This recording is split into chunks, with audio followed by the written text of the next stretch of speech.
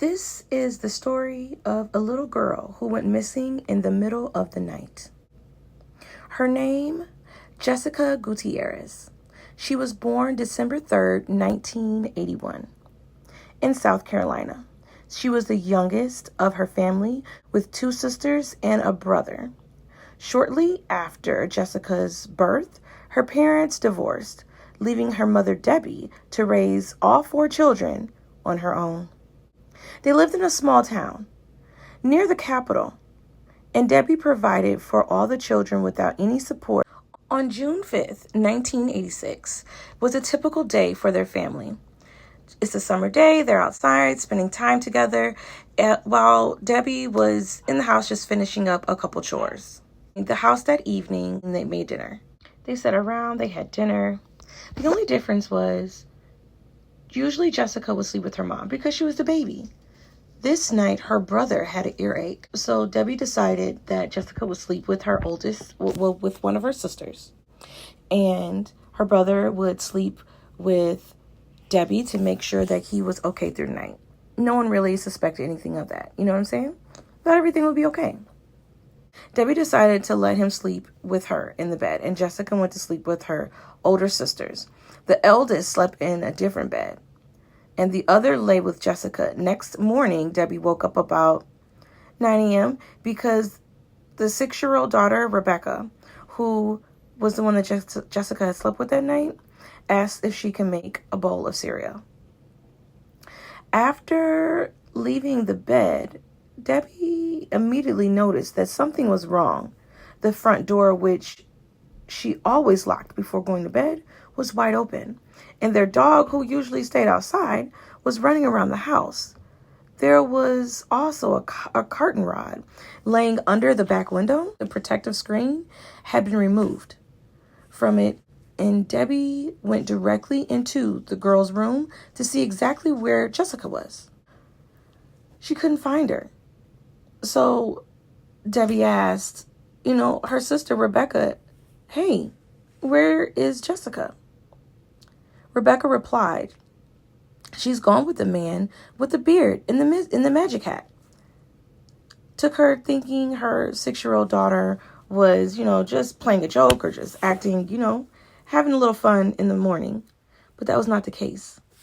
Debbie searched throughout, inside the home and outside of the home, thinking that maybe Jessica was playing hide and seek. But she pretty soon realized that Jessica was not in the house. So the mother ran back to the girl's room and began demanding Rebecca to tell her where her sister was. But Rebecca kept repeating the same thing. The man in the magic hat. Debbie started to lose her temper. She began shouting and screaming because she was just like, "Where is my baby?" Rebecca finally told her more details of what happened. According to her, she woke up in the middle of the night and saw a man with a beard and a wizard hat next to their bed. He gently picked up Jessica, who was still sleeping, and left the room. Jessica was only 6 and didn't fully understand what was happening, and she was scared. So she just pulled the blanket over her head and figured it was just a dream, not realizing that she had fell asleep, and didn't even think to tell her mom what had happened in the morning, realizing that Jessica was likely telling the truth. She was like, "I need to call the police. Something is not right. We need to get this together." So when the predator entered the home through the living room window, by removing the protective screen, upon closer inspection of the area, they discovered one single fingerprint on the exterior of the glass and handed its image to the experts to hopefully be able to figure something out. They also found a pack of cigarettes and several cigarette butts. Understanding that this was likely a dealing of a kidnapping, investigators installed a recording device on Debbie's phone. This was because a person would call to want some type of ransom. So now with Rebecca's recount of the situation, she told them that the same story about the man in the wizard hat, but this time she added that he unplugged the fan in the nightlight before approaching their bed, and the girl hadn't seen the kidnapper's face. So her description didn't offer much help. Investigators thought that they would focus on Debbie and see if she had a little bit more information. So during the conversation, she mentioned that she had a strong guess of who it might be who had taken her daughter, because just a few days before, she had ended a relationship with a man she was dating for several months. And the main reason why she had stopped this relationship with him was because he was drinking too much. And it was just too much for Debbie. Unfortunately, this man was ruled out. He had an alibi, and it didn't match. His fingerprints didn't match either. So the experts ran the fingerprints for the window through the FBI database, but there was no matches. And the police decided to focus on the search efforts and began combing the area around Jessica's house. It was located on the outskirts. It was nothing but fields for many and many miles. There was a few abandoned buildings and some forest streams and some rivers. So the FBI definitely worked hard to try to figure out where they could, where Jessica was, and hopefully be able to find her alive. During this time, Debbie became extremely restless. She had 3 other children to care for, and she was unable to go out and search for her daughter with the police, rarely even responding to her calls. She had to call. She called mainly for 2 or 3 days. And Jessica was disappointed because the sheriff was kind of really nonchalant. And it made her upset because, she wanted just to find out more information about her daughter and see if she can figure out what was going on and how she can help with the investigation to bring her baby back. Now, despite all of this, that sheriff kind of was like, you better be happy I'm even looking for your daughter, because I can call off this search right now. One thing I think the sheriff forgot is that Debbie's telephone calls were being recorded. So Debbie kept that recording, and she would use it in the future, for sure. Now, of course, they started losing hope on finding Jessica alive with the passing days, and for several months, until there was rather unexpected twist in the case. At 10 weeks after Jessica's disappearance, the police faced a series of crimes of a local man who had broken into someone's house, but the owner used a weapon to scare him off. Then this man stole a van and drove to North Carolina, where he broke into a home of a sleeping woman and assaulted her. Shortly after this incident, the man was arrested and his fingerprints was entered into the database. Unfortunately, his fingerprints were not a match either. Debbie decided that she would hire a man around her house to fix a couple things. She remembered that his name was Thomas McDowell. He was 27 years old. She was like, oh, you know what? I should probably tell the police about this. I mean, he only worked in our home for 2 days, but he could be a person of interest. Just because he fixed a couple things around the house, and he did wear a cowboy hat, and he did have a beard. Let's try this out. But there was one huge problem for investigators. Despite this evidence being insufficient to press charges, they still didn't have Jessica's body, so they couldn't be 100% sure that she was not alive. And the presence of Thomas's fingerprint on the window, because his fingerprint did match. But the thing is that because he worked on the home a few months prior, they're like, well, of course they're going to find his fingerprints around there. But the thing is that Debbie cleaned that particular window a lot because her kids will always put their fingers on it. So obviously it was very frustrating to Debbie because she knew, wait a minute, this has to be the person because it was a fresh fingerprint and it's his. They never really looked more into it. And she was absolutely devastated. It was just complete frustration. The one thing that Debbie remembered when Thomas was at her home is that she accidentally locked her keys inside the house. And Thomas watched her climb through the same window that was removed to be able to get into their home. So that was another reason why she believed that it was him. Now, the thing that's crazy that is in 1987, he was convicted of assaulting a woman whose home he had broken into and was sentenced to 10 years in prison. And, Debbie was shattered by the fact that the police refused to charge him with abduction, but there was nothing she could do about it at the same time. But what's crazy is that Thomas's cellmate, when he was in jail, contacted the police and told them that Thomas had confessed to him that he had committed the crime, that he had abducted the girl in South Carolina from her own bedroom and assaulted her. And he committed this act because the victim bit him. And in the fit of rage, he killed her. Investigators in Jessica's case went to prison to speak with him, and Thomas didn't even bother to deny it. Nevertheless, he said he was willing to confess if they would provide him with full immunity. The authorities obviously couldn't agree to that. Those terms just wouldn't happen. So Thomas had escaped punishment. She's shocked by the fact that Thomas was allowed to evade justice, but there was nothing that she could do about it. And it was frustrating because of the police lack of action.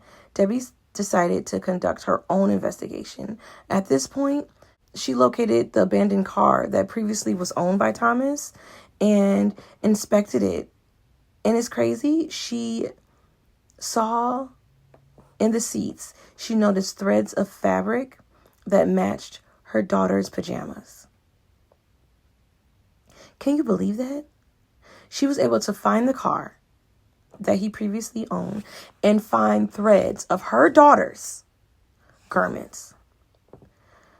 Debbie, without any special equipment or knowledge or forensic science, found fabric particles in some car that seemed strange to them in 1987. And the police in Kansas contacted the local investigators and reported that they had found a girl fitting Jessica's description. Her mother immediately flew there, but her hopes were instantly shattered when she came to see that the girl, just hearing her voice, was not her daughter. Over the following years, Debbie gave several interviews where she accused the police of ignoring the obvious suspect, but it didn't yield any significant results in Jessica's case at all. What's crazy is that in 1990, Jessica's case was featured on the very popular television program about unsolved crimes. This led to a new wave of tips, but unfortunately, they all turned out to be dead ends. A year later, Jessica became the first missing child of South Carolina for whom an age progress portrait was created. Considering it was the early 90s, such technology was pretty awesome.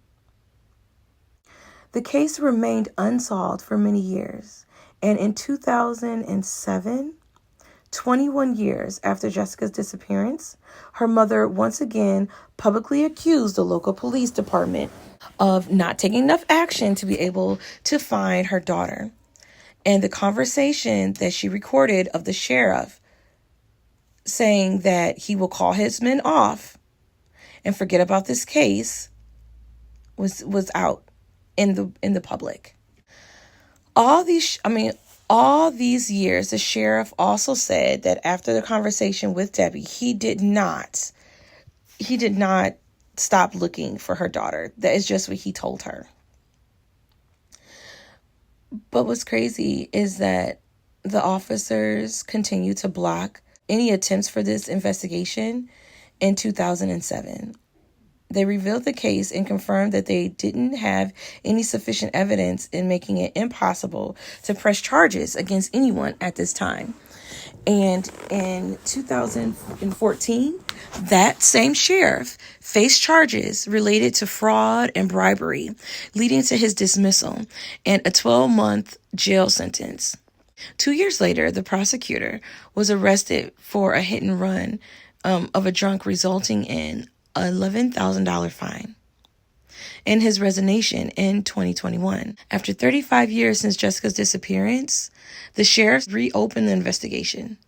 With the FBI's help of 50 agents were assigned to this particular case, revisiting all the available evidence and seeking new leads. Eventually, they not only concluded that there was enough evidence to charge Thomas, but also discovered new indirect pieces of evidence linking him to the crime, just mainly because his relatives and friends revealed that the man drastically changed his appearance after Jessica's disappearance. He shaved his beard and long hair and ditched his favorite cowboy hat. He also said that he smoked the same brand of cigarettes that was found near Jessica's home. But unfortunately, they did not have any traces of DNA left on the cigarettes that was found. So obviously that was frustrating. It's the fact that they have tested multiple times in the past that they thought that it wouldn't be able to find the biological traces, but they were. They were able to find Thomas's DNA, and they were able to solidify his fingerprint and send him to trial. He went to trial in January of 2022. Thomas was finally arrested at the age of 62. But Thomas refused to admit guilt, and the preparation for the trial, he stretched for several years in the beginning, only in January 2024. And Thomas's lawyers attempted to challenge the existing evidence that argued that the fingerprint on the glass was left when Thomas worked there at the property. And the defense also tried to use Rebecca's testimony. As we recall, Jessica's sister said that the man that she saw in a wizard hat, and Thomas didn't wear a wizard hat. That was their angle. Everyone thought that girl could have mistaken a cowboy's hat for a wizard hat. I mean, when you're a kid, I mean, it could look similar. The main thing that everyone wanted to keep, in fact, was that it was the fingerprint. That his former car had traces of Jessica's clothes that she had on that night. It was hard. And, well, another thing that they took into consideration is the fact that Thomas admitted to his cellmate. His cellmate came and testified as well during this case. He was unwilling to confess, but asked for full immunity, which obviously shows that he had some type of guilt. In February, on the 8th, the jury found Thomas guilty at 63 years old, and he was sentenced to life in prison. Debbie, who had been convinced of his guilt from the early years of this investigation, was very happy with this outcome. She had very conflicting emotions because Thomas was able to be free for so long. But the justice came and she was happy. Even all these years, she still hasn't been able to find Jessica's body.